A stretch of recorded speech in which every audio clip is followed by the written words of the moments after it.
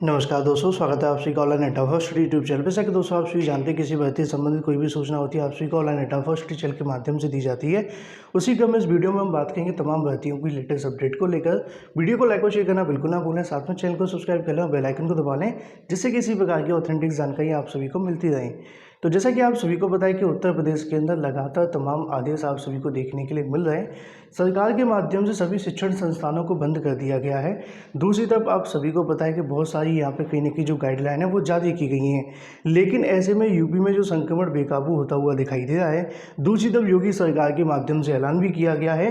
तो वहीं दूसरी तरफ आप जानते हैं कि यहाँ पर पंचायती चुनाव के चलते तमाम चीज़ें भी देखने के लिए मिली हैं। हालांकि इसको लेकर मामला हाईकोर्ट, सुप्रीम कोर्ट या फिर सिंगल बेंच, डबल बेंच में गया था, जहां पर पंचायती चुनाव को रोकने की मांग की गई। लेकिन अब ऐसे में चुनाव को लेकर भी सरकार को जो फटकार है वो लगाई गई है। जैसा कि आप सभी को यहाँ पे देखने के लिए मिलेगा, कल देर रात को मैंने 2 वीडियोस बनाई थी, जिसके अंदर आप सभी को मैंने जानकारी दी। पहले वीडियो के अंदर मैंने आप सभी को बताया था कि यहाँ पे 26 तारीख तक लॉकडाउन लगाने का जो आदेश है वो दिया गया है कोर्ट के माध्यम से। अब आदेश मानना ना मानना सरकार के ऊपर है। फिर देर रात को आकर मैंने आपको बताया कि सरकार के माध्यम से उस आदेश को नहीं माना जा रहा है। उसी क्रम में अपने आदेश के अंदर कोर्ट के माध्यम से कई मुद्दों को लेकर जो फटकार है वो देखने के लिए मिली है। हालांकि सरकार के माध्यम से तमाम दावे किए गए थे कि पंचायती चुनाव के अंदर सब कुछ देखने के लिए मिलेगा, सारी प्रोटोकॉल को फॉलो किया जाएगा, लेकिन ऐसा बिल्कुल भी नहीं है। कोर्ट ने इस बात को लेकर चिंता जताई है कि जिस तरीके से पंचायती चुनाव करवाए जा रहे हैं वो बिल्कुल भी ठीक नहीं है। इससे तमाम समस्याएं देखने के लिए मिलेंगी। साथ में 5 शहरों के अंदर हाईकोर्ट के माध्यम से निर्देश दिए गए थे कि यहाँ पे जो कहीं ना कहीं लॉकडाउन है वो लगा दिया जाए। उसी क्रम में कोर्ट के माध्यम से यहाँ पे कहा गया कि कोरोना संक्रमण के कारण उत्पन्न गंभीर स्थिति के दौरान पंचायती चुनाव कराने के तरीके को लेकर नाराजगी जताते हुए सरकार को कोरोना की दूसरी लहर के परिणाम का अंदाजा न लगाकर इसके बावजूद कोई योजना नहीं बनाई है। जिस तरीके से पंचायती चुनाव करवाए जा रहे हैं, अध्यापकों की, सरकारी कर्मचारियों की चुनाव में ड्यूटी लगाने को मजबूर किया जा रहा है, लोक स्वास्थ्य की नज़रअंदाज करते हुए पुलिस को पोलिंग बूथों पर भेज दिया गया है, यह बिल्कुल भी ठीक नहीं है। चुनाव कराने वाले अधिकारियों को भी पता है कि लोगों को एक दूसरे से दूर रखने में कोई तरीका नहीं है। ऐसे में आयोजकों के खिलाफ महामारी अधिनियम के तहत कार्रवाई की जाए। खंडपीठ ने कहा कि सरकार के लिए सिर्फ अर्थव्यवस्था मायने रखती है, खाने पीने की चीज़ें या फिर भारी किराना दुकान या बाइक की अगर बात करें या कार से भरे शोरूम, लेकिन दवा की दुकानें खाली हैं। वहाँ नीचे आपको देखने के लिए मिलेगा जहाँ पे जीवन रक्षक दवाएं भी नहीं मिलती हुई दिखाई दे रही हैं, और भी तमाम जो तल्ख टिप्पणी वो देखने के लिए मिली है कोर्ट के माध्यम से। लेकिन सरकार के माध्यम से क्या ऐलान किया गया वो आपको यहाँ पे देखने के लिए मिल जाएगा कि यूपी में संक्रमण बेकाबू है। लगभग 167 लोग अब नहीं रहे हैं। दूसरी तरफ अगर बात करें, 28,287 नए केस देखने के लिए मिले हैं। सक्रिय मामलों की बात करें तो 2 लाख के पार हो चुके हैं। इसी को लेकर हाईकोर्ट के माध्यम से लॉकडाउन लगाने के जो निर्देश हैं वो दिए गए थे, लेकिन सरकार ने लगाने से इनकार कर दिया है। मतलब एक तरफ कोर्ट के माध्यम से यहाँ पे कहा जा रहा है कि लॉकडाउन लगा दिया जाए। हालांकि इससे पहले भी 2 हफ्ते के लॉकडाउन की जो निर्देश है वो दिए गए थे, लेकिन सरकार ने इसको लेकर कोई विचार नहीं किया। दूसरी तरफ एक बार फिर से यहाँ पे खरी खोटी देखने के लिए मिली। जैसा कि आप सभी यहाँ देखेंगे कि कर्फ्यू एक प्रकार से धूल झोंकने के जैसा है। इससे अभी तक कोई ना प्रभाव पड़ा है और ना पड़ने की संभावना है, जिसको लेकर नीचे आप सभी को देखने के लिए मिल जाएगा कि 10% लोगों को इसका इलाज देने लायक सुविधा तक नहीं है। स्वास्थ्यकर्मी बीमार पड़ रहे हैं। इन सबके बीच सरकार का दिखावा किसी काम का नहीं है। रात को कर्फ्यू लगाकर सरकार आंखों में धूल झोंक रही है। अगर लोग उचित चिकित्सा नहीं मिलने से मर रहे हैं तो सरकार का दोष है। 1 साल के अनुभव में इतना सीखने के बाद भी वह कुछ नहीं कर सकी है। कोई हमें देखेगा तो हंसेगा कि हमारे पास चुनाव पर खर्च करने के लिए पैसा है, लेकिन अगर हम बात करें लोगों को सेहत के लिए इतना पैसा नहीं है। ऐसी जानकारी कोर्ट के माध्यम से दी गई है। काफ़ी हद तक आप सभी को पता है कि फटकार तो लगाई गई हैं, लेकिन उसका प्रभाव कितना पड़ा है ये आपको निकट भविष्य में देखने के लिए मिलेगा। इलाहाबाद हाईकोर्ट के माध्यम से यहाँ पर उनका कहना है कि कोरोना के विस्फोट में स्वास्थ्य सुविधाओं की विफलता पर प्रदेश के 5 सर्वाधिक प्रभावित शहरों में लॉकडाउन लगाया जाना चाहिए, जो कि 26 अप्रैल तक हो, लेकिन फिलहाल प्रदेश सरकार के माध्यम से मना कर दिया गया है। तो ये तो दोस्तों बात हो जाती है यूपी के संक्रमण को लेकर, साथ में हाईकोर्ट के माध्यम से दिए गए आदेश और पंचायती चुनाव के बारे में।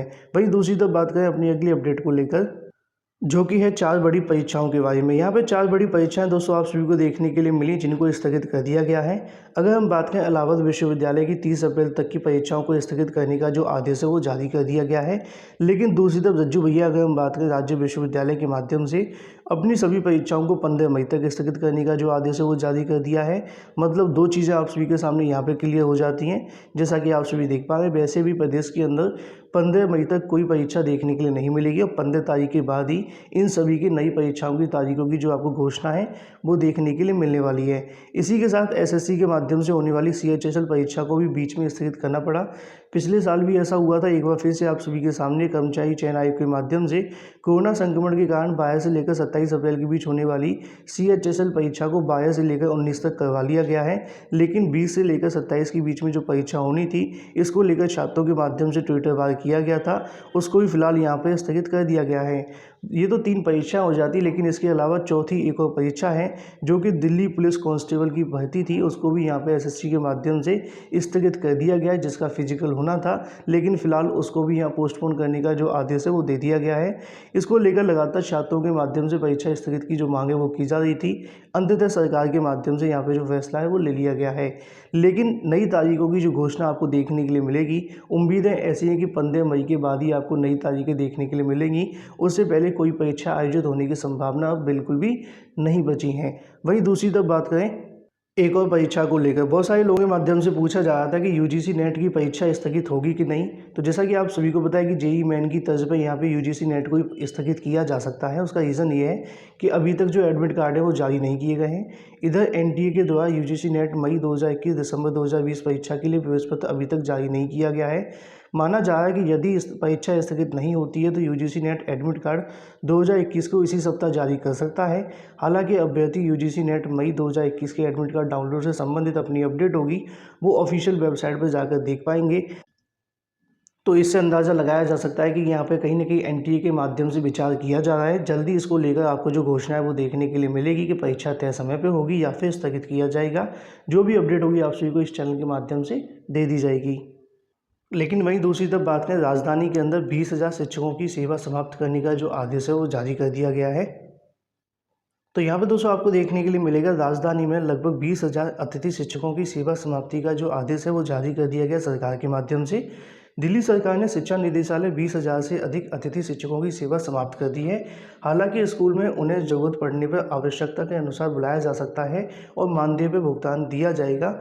All India guest teacher association के पदाधिकारी शोएब राणा ने बताया कि बंदी के अंदर अतिथि शिक्षकों की सेवा समाप्ति मतलब कि लॉकडाउन के समय पे अगर अतिथि शिक्षकों की यहाँ पे सेवा को समाप्त किया जाता है तो उनके सामने रोजी रोटी का जो संकट है वो आ जाएगा। साथ ही नीचे जानकारी आप सभी को देखने के लिए मिलती है कि इसको लेकर सरकार के माध्यम से एक बार फिर से जो विचार है वो होना चाहिए। लेकिन फिलहाल आप सभी के समक्ष है कि सरकार के माध्यम से अतिथि शिक्षकों की लगभग यहाँ पे 20,000 की बड़ी संख्या के अंदर सेवा समाप्त करने का जो आदेश है वो जारी कर दिया गया है। हालांकि इससे कहीं ना कहीं तमाम समस्याओं का सामना उनको करना पड़ेगा, लेकिन फिलहाल जो आदेश है वो आप सभी के समक्ष है। वहीं दूसरी तरफ बात करें अपनी अगली अपडेट को लेकर, जो कि है उत्तर प्रदेश की एक और भर्ती के बारे में। जैसा कि आप सभी को याद होगा, अब से कुछ ही दिनों पहले मैंने एक वीडियो बनाकर आप सभी को जानकारी दी थी कि सिंगल बेंच के माध्यम से उत्तर प्रदेश की एक और भर्ती को अवैध करार दिया गया है। मतलब यहाँ पे सिंगल बेंच के माध्यम से आदेश दिया गया था कि परीक्षा को रद्द कर दिया जाए। लेकिन जिला अदालतों में अगर बात करें 2015 की स्टेनोग्राफर भर्ती को वैध करार दिया है। सिंगल बेंच के उस आदेश को यहाँ पर पलट दिया है जिसके अंदर ये कहा गया था कि परीक्षा को यहाँ पर रद्द करके दोबारा से करवाया जाए और दोबारा से जो परीक्षा का आयोजन है वो देखने के लिए मिले। हाई कोर्ट ने जिला अदालत 2015 की स्टेनोग्राफर क्लर्क भर्ती परीक्षा का कंप्यूटर टेस्ट दोबारा कराने का आदेश रद्द कर दिया है। कोर्ट ने कहा है कि यदि भर्ती परीक्षा में अनियमितता की कोई शिकायत नहीं है और भर्ती नियमानुसार हुई है तो कुछ अभ्यर्थी टाइप टेस्ट से टाइपिंग अगर फ़ॉन्ट को लेकर शिकायत पर नए सिरे से टेस्ट लेने का आदेश नहीं दिया जा सकता। कोर्ट ने प्रदेश की अधीनस्थ अदालतों में लिपिक स्टेनोग्राफर भर्ती 2015 को वैध करा दिया है। हाई कोर्ट की खंडपीठ ने द्वितीय, सातवें, तृतीय चरण को लेकर परीक्षा रद्द करके नए सिरे से कराने की जो मांगे वो की गई थी, उसी को लेकर उस आदेश को रद्द कर दिया गया है तथा कहा है कि भर्ती प्रक्रिया नियमावली 2013 के अनुसार पूरी की गई है, उसमें अनियमितता की कोई शिकायत नहीं है। पिछले 5 वर्ष में कार्यरत अगर बात करें चयनितों के कार्य के खिलाफ किसी जिले में भी शिकायत नहीं है। यह आदेश न्यायमूर्ति संजय यादव, साथ में आप सभी को नीचे देखने के लिए मिलेंगे, प्रकाश पाडिया की खंडपीठ ने दिया है।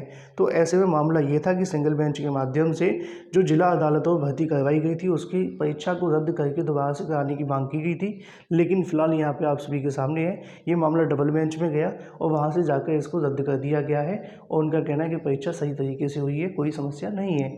वहीं दूसरी तरफ बात करें अपनी अगली अपडेट को लेकर, जो कि संबंधित है शिक्षकों के बारे में, शिक्षा मित्रों के बारे में, अनुदेशक के बारे में। तो सबसे पहले आप सभी को बता देता हूं, जैसा कि आप सभी जानते हैं कि कल एक आदेश जारी किया गया था कोर्ट के माध्यम से, जिसमें शिक्षकों की ड्यूटी को लेकर यहाँ पे कहीं न कहीं उनके माध्यम से एक सवाल खड़े किए गए थे कि शिक्षकों को क्यों बुलाया जा रहा है, ड्यूटी क्यों लगाई जा रही है और भी तमाम चीज़ें। हालाँकि सरकार के माध्यम से यहाँ पे एक आदेश जारी कर दिया गया है जिसमें कहा गया है कि शिक्षकों को अनावश्यक ड्यूटी के लिए या फिर स्कूल में नहीं बुलाया जाएगा। लेकिन उनका ये भी कहना है कि चुनाव जैसे कार्य या फिर कोई आवश्यक कार्य होंगे तो उसके लिए शिक्षकों को बुलाया जाएगा। लेकिन अच्छी बात यह है कि ज़्यादा से ज़्यादा जो कार्य उन सभी का होगा, उनका कहना है कि लगभग 1.6 लाख के समथिंग, लगभग 1.25 लाख के आसपास शिक्षकों के लिए, शिक्षा मित्रों के लिए और साथ में अनुदेशकों के लिए वर्क फ्रॉम होम मतलब घर से बैठकर काम करने का जो आदेश है वो सचिव बेसिक शिक्षा परिषद के माध्यम से जारी कर दिया गया है। सोमवार को सभी बीएसए को जारी आदेश में शिक्षकों, शिक्षा मित्रों और निदेशकों को विभागीय कार्य घर से करने की अनुमति दे दी गई है। ऐसे में यहाँ पर उनके माध्यम से इसको लेकर जानकारी दी गई थी। अब जैसा कि आप सभी जानते हैं कि चुनाव को लेकर एक सवाल है, लेकिन फिलहाल आदेश आ चुका है कि जो 90% आप सभी के कार्य होंगे वो आप लोग घर से बैठ करके कर सकते हैं। वहीं दूसरी तरफ बात करें अपनी अगली अपडेट को लेकर, जो कि है 69,000 शिक्षक भर्ती के बारे में। बड़ी अच्छी खुशखबरी आप सभी के सामने देखने के लिए मिल रही है सुबह सुबह। जैसा कि आप सभी को पता है कि लगातार छात्रों के माध्यम से थर्ड चयन सूची का इंतजार किया जा रहा है। बेसिक शिक्षा परिषद के माध्यम से कई पत्र भी जारी किए गए, लेकिन अब ऐसे में रिक्त पदों के ब्यौरा को लेकर कुछ सीटें जुड़ती हुई दिखाई दे रही हैं, जो कि मैं आप सभी को ऑफिशियल नोटिफिकेशन के माध्यम से दिखा देता हूँ। तो सबसे पहले दोस्तों आप सभी को यहाँ पे एक लिस्ट देखने के लिए मिलेगी जिसके माध्यम से आपको तमाम जानकारी मिलने वाली है। यहाँ पे दोस्तों आप सभी के सामने लिस्ट के अंदर नाम लिखा हुआ है, कारण लिखा हुआ है और साथ में निरस्त करने का जो आदेश है वो भी दिया गया है। 1, 2 और साथ में 3 पेज आप सभी के सामने आ जाते हैं, जिसके अंदर आप सभी को 13 नंबर देखने के लिए मिलेगा और 21 और साथ में यहाँ पे आप सभी देखेंगे लगभग यहाँ 23 ऐसे अभ्यर्थी हैं जिनके निरस्त करने का जो आदेश है वो दिया गया है। क्या निरस्त किया गया? उनका अभ्यर्थन। ठीक है। अब जैसा कि आप सभी देख पाएंगे सभी का निरस्त आप सभी को एंड में देखने के लिए मिलेगा।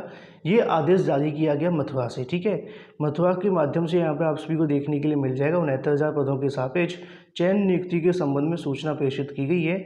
यहाँ पे जैसा कि आप सभी को बताया कि यहाँ बेसिक शिक्षा अधिकारियों के माध्यम से सचिव को जो पत्र भेजा गया है उनके माध्यम से बताया गया कि हमारे माध्यम से जो भी डाटा आपके द्वारा मांगा गया था सारा दे दिया है, लेकिन सचिव के माध्यम से बार बार मथुरा का नाम क्यों लिखा हुआ है इसको लेकर सवाल भी खड़े किए गए हैं। यहाँ पे आप सभी को देखने के लिए मिलेगा, मैं आपको थोड़ा जूम करके दिखा देता हूँ। यहाँ पे उनका कहना है कि संख्यात्मक विवरण की अगर हम बात करें मथुरा के अंदर लगभग 88 जो पद हैं वो खाली हैं। 88 है ना। जैसा कि आप सभी देखें विसंगति के कारण रोके गई की संख्या लगभग 23 है। काउंसलिंग में अनुपस्थित की संख्या अगर आप देखना चाहें तो 48 + 17 कितना हो गया, आप लोग अंदाज़ा लगा लीजिएगा। तो लगभग यहाँ पे आप सभी के सामने 65 के आसपास ये बन जाता है। और दूसरी तरफ रोके गए मामले की 23 हैं, इन सभी को जोड़ दिया जाए तो लगभग 88 हो जाते हैं। अब एक सवाल मैंने आप सभी के लिए लिखा है कि इन सीटों को भी जोड़ा गया। इन सीटों का मतलब ये है कि यहाँ पे एनओसी को लेकर, जैसा कि आप सभी को बताया गया था कि एनओसी वाले कई छात्रों के निरस्त कर दिए गए हैं। अब जो यहाँ से निरस्त किए गए थे उनको तो जोड़ लिया गया है, लेकिन जो एनओसी का मामला देखने के मिला था कोर्ट के माध्यम से, वो मामला अभी तक पूरे तरीके से क्लियर नहीं हुआ है। न्याय विभाग के माध्यम से कोई परमिशन उसको लेकर नहीं दी गई है कि उन सीटों को जोड़ा जाएगा कि नहीं जोड़ा जाएगा। तो ऐसे में मथुरा जनपद से आपको अपडेट देखने के लिए मिल रही है कि 88 जो पद हैं वो खाली हैं। हालांकि यहाँ से बेसिक शिक्षा परिषद के को जो आदेश है वो भेज दिया गया है कि भाई हमारे पास इतनी सीटें हैं, लेकिन अभी तक जितने पत्र जारी हुए थे उसमें ये कहा गया था कि मथुरा से डाटा नहीं आया है, मथुरा से डाटा नहीं आया है। क्योंकि आप सभी को याद होगा कि आपने देखा होगा 14 तारीख को भी यही जानकारी देखने के लिए मिली थी कि मथुरा से डाटा अभी तक नहीं मिला है और ये डाटा 10/4/2021 को भेजा जा चुका है, जो कि आप सभी यहाँ पे देख पा रहे हैं। उनका कहना है कि 31/3/2021 के क्रम में जो निर्देश दिए गए थे उसके अनुपालन में यहाँ पे सारा का सारा जो डाटा है वो आप सभी को भेज दिया गया है। आपको याद होगा मथुरा के बीएसए पहले हटाए जा चुके हैं विसंगतियों के चलते, नए भी यहाँ पे जो बीएसए वो लगाए गए थे उनके माध्यम से आदेश तो दिया गया था। 6/4/2021 आप सभी के सामने लिखा हुआ है, लेकिन अब सचिव के माध्यम से क्यों आदेश जारी किए जा रहे थे बार बार, क्यों मथुरा का नाम लिखा था, ये कहीं न कहीं सवाल के घेरे में है। आदेश में सीधे तौर पर लिख देना चाहिए अगर उनको कोई और चीज़ों की आवश्यकता है। फिलहाल जैसा कि आप सभी देख पाए हैं, अच्छी खबर ये है कि यहाँ से आदेश भेजा गया था आप सभी के लिए कि भाई इतनी सीटें खाली हैं और साथ में एनओसी वाली सीटें भी जुड़ी हैं। सभी जगहों पर जुड़ेंगी नहीं जुड़ेंगी नहीं पता, क्योंकि यहाँ पे जो भी जनपदीय चयन समिति के माध्यम से निरस्त किए गए थे सिर्फ उन्हीं सीटों को जोड़ा गया है। तो ये अच्छी अपडेट हो जाती है आप सभी के लिए। वीडियो को लाइक और शेयर करना बिल्कुल ना भूलें, साथ में चैनल को सब्सक्राइब कर लें और बेल आइकन को दबा लें। फिलहाल इस वीडियो के माध्यम से इतना ही। Thank you for watching this video.